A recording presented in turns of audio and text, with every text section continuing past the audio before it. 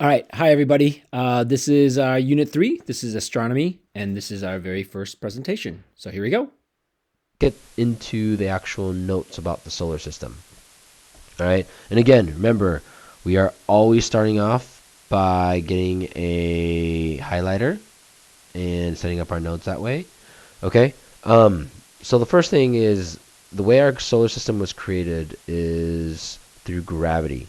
So we talked about gravity, you know, in Unit 2, and a little bit in Unit 3 and stuff like that. But the biggest force out in space is gravity, right? Because there's so much space in between. Like, how did everything get formed? How did planets get created? Well, it's through gravity. And actually, when gravity puts items together, it creates a ball. And that's the reason why when you look at pictures of planets and pictures of moons and stuff like that, it's mostly circular shape, because gravity, when things start coming towards one another and they start colliding, they actually make round objects.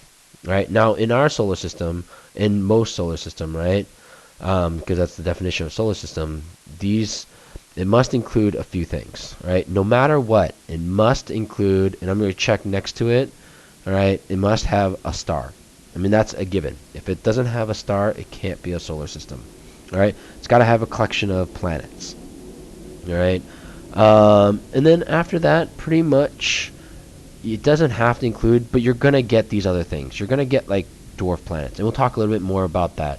Pluto was kind of the first kind of dwarf planet that really made a big name. That's the reason why we kind of talk about dwarf planets now. But moons, right? We look up at the sky every single night. There's a moon. Comets, asteroids, and meteors. These are what solar systems include. Now, you might have a question. Are we the only solar system out there? Absolutely not. All right. There's actually they've found in a telescope that there was a solar system that I think had 6 to 8 planets. I forgot how many that they found just recently and stuff. And that's not the only one either that they found. So there's billions of these guys, probably even trillions of solar systems out there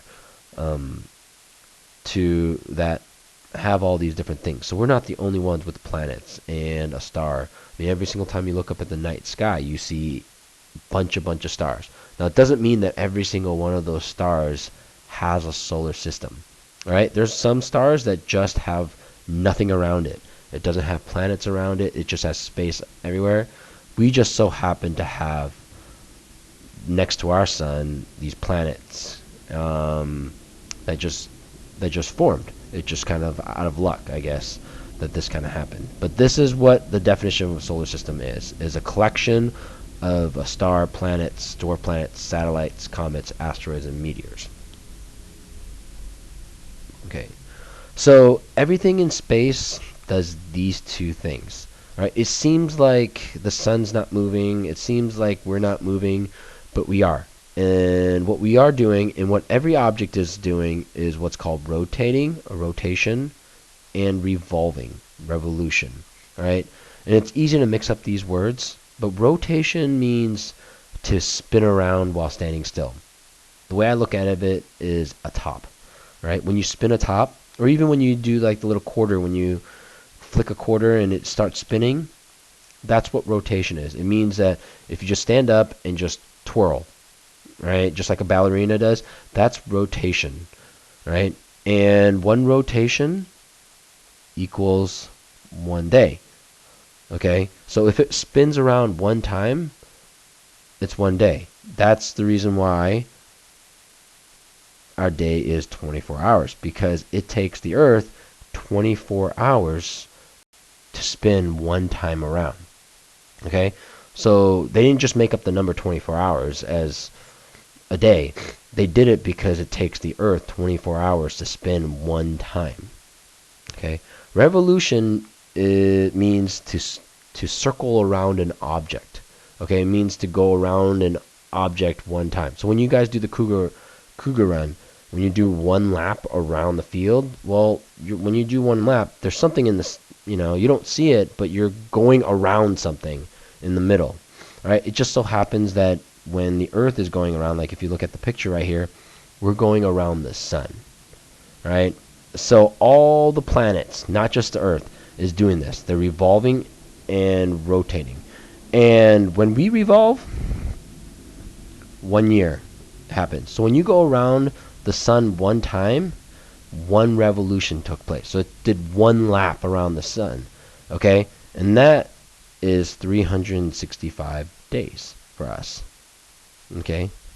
It's actually 365.25 days, and we'll talk. That's the reason why we have leap year and stuff. But I'm not going to get into the specifics. If you want to ask me about it, you can. But they didn't just arbitrarily come up with 365 days equals a year, right? It's not just some brain trust that came up with that number. Well, what they found during doing math was they found that it took 365 days for the Earth to go around the sun one time. And that's how we got our calendar year. Okay, so these numbers right here that you see, it's not random. They actually, there's a reason why we have that. So that's how we get our years. That's how we get our days. Okay, so through rotation and revolution. And like I said again, every object does it. When you look up at the sky, the moon does it. Okay, the sun does it. Yes, the sun is actually revolving and it's actually rotating, right? Or rotating, and it's also revolving around something. Right? We just don't know what that is. It's revolving constantly. All right, so let's talk about now the specifics of all the objects in our solar system. So the first thing you have to start with, because this is the giver of life. Without it, we've got nothing, which is our star. We call it the sun. Okay? Now it's always at the center of the solar system. It's the most important. Okay, I can't even stress enough to you the most important object in our thing. Because if the sun goes, we go. All right, and yes, our sun is dying. Now, when I say dying, it's not going to die in 2 weeks. It's going to die in 500 million years. All right, but it's millions and millions of years before it goes away. So it's not like during our lifetime something's going to happen to our sun. Right now, our sun is a medium-sized star. Okay. Now, when I say that, you look out and you go, "That's a big star." All right. However, in comparing it to all the other stars that you see in the sky, it's actually one of the average-sized stars. It's not huge.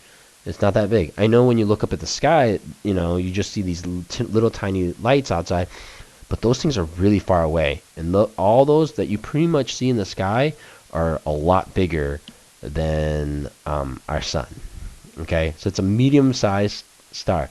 And we'll talk a little bit more in a couple weeks about what the classification is, but it goes medium, then it goes huge, and then it goes giant star. All right? And the sun gives us two things. It gives us heat and it gives us light, right? Like I said again, it's the giver of life. Because without heat and light, you can't live. Okay? So now, what is the sun also? It's also called the producer of light. Okay? And it's the only producers of light. And I want to make sure that people understand that concept. Okay?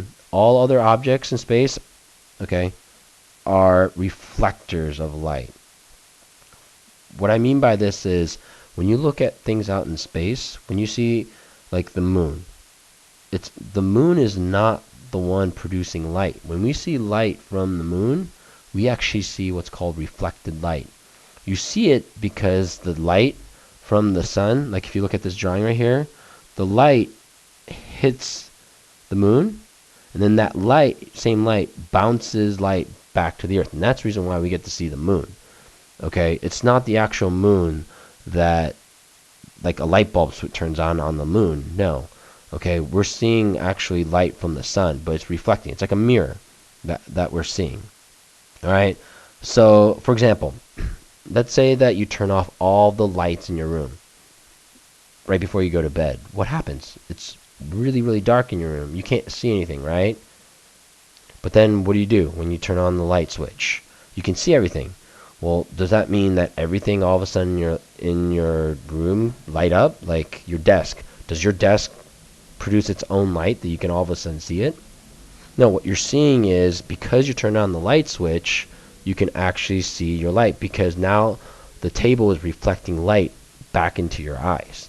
So like the only thing that produces light in space are stars. Everything else in space is a reflector of light. Our Earth is a reflector of light. So I have this two images that I want to show you guys. So here is a picture of our Earth from space. Okay, it's lit up and stuff like that. Now, does that what our actually Earth look like?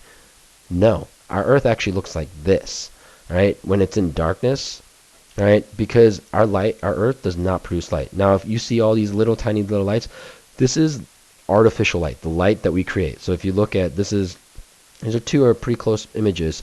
Right, this is actually United States, and you can see that there's a lot of lights on the East Coast over here.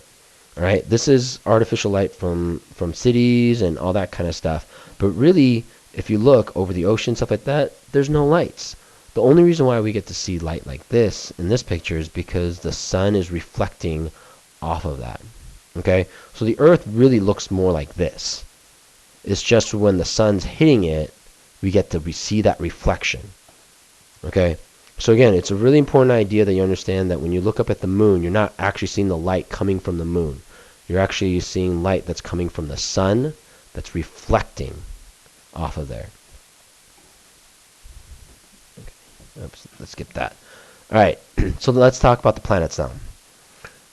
Planets, just like every other thing. So since the sun is in the center, planets revolve around the sun. Everything in our solar system revolves around the sun. So everything goes around it. Okay. Now, planets can divide up into two groups: inner planets and outer planets. Next week, we'll talk about actually specifically what object breaks up the inner and outer planets. But Mercury, Venus, Earth, and Mars are in the inner planets. Those are the ones that are closest to the sun. That's just why they're called the inner planets. Jupiter, Saturn, Uranus, and Neptune. Yes, it's Uranus, not Uranus, like all of you guys call it. And you're probably giggling right now since I said Uranus. But it's not. It's Uranus. Okay, let's everybody say it together. Uranus. Okay, it's almost like you're saying urine first. So it's Uranus. So I don't even know which one's worse, Uranus or Uranus. Take your pick. But anyway, it's called Jupiter, Saturn, Uranus, and Neptune are outer planets because they're far away from the sun. Okay, now there's only 8 planets. If you guys really thought there was 9, because maybe when you were in elementary school you might have learned it as 9, Pluto is no longer a planet. It's a dwarf planet. We'll talk more about that next week. But anyway, if you want, so one of the things that you can do is use an acronym, and I use this: My very excellent mother just served us nachos. And this might be a little bit different than what you learned it. So the way you use an acronym is the first letter goes with the name of that planet. So if you want to remember these from closest to the sun away, so it goes Mercury, Venus, Earth, Mars, Jupiter, Saturn, Uranus, Neptune. That's the order of the planets starting from closest to the sun to the farthest. So if you notice, my for my very, right, and M go together. And then you go V for very and Venus. So if you kind of see it, excellent, Earth. So if you remember this phrase, my very excellent mother, so M for Mars, mother, MM, just, right, J, served us nachos. Okay? So you can kind of look at it that way and remember it. So if you just remember, my very excellent mother just served us nachos.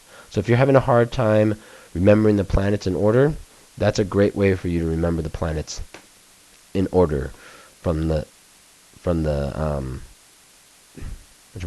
sun. But anyway, what you'll notice about planets, they are all round. All right, why are they all round? Again, because gravity. When gravity formed these planets, when all these like dirt and dust and all that stuff combined through gravity, because they attracted to each other, it creates these balls.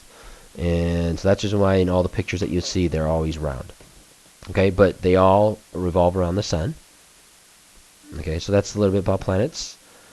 All right, now planets can also be broken up into another group called terrestrial versus gas planets. Okay, So terrestrial planets have a rocky surface, all right? And gas planets, by the way they sound, they're made up of pretty much all gas. They have an iron core in the middle, but when you look at a picture of, like, say, Jupiter, so this is Jupiter right here, that's actually all gas. It's like if you were to, and I'm not saying that you can, if you were to try and touch it, you would touch just like you're touching through air right now. If you wave your hand, that's what Jupiter would feel like. Now it just has a color to it, because just like our Earth has color to it, doesn't mean that that's the Earth is like that, but it's basically full on gas.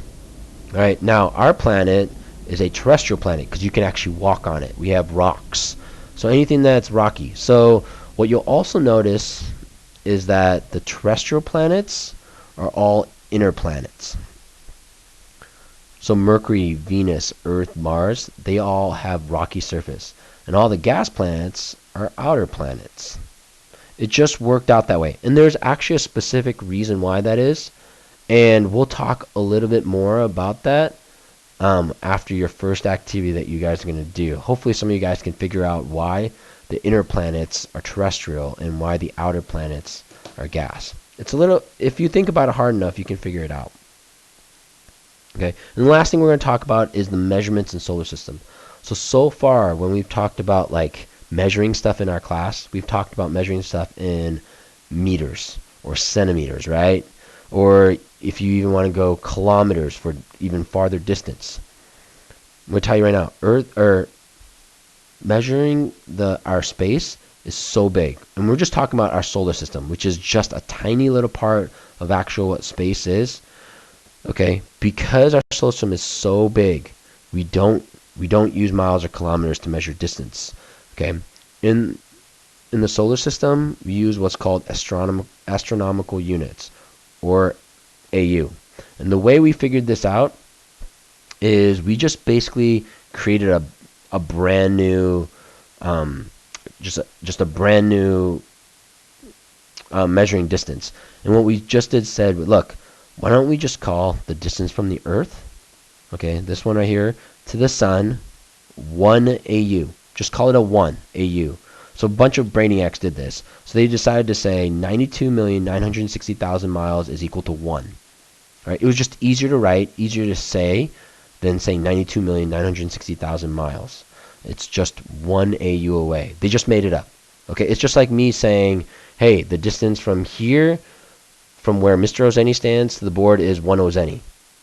All right, I can make that up, and if enough people wanted to use it, they can say, hey, I'm 3 Ozenis away. Instead of saying I'm 18, or I'm 8 meters away, they're saying I'm an Ozeni away.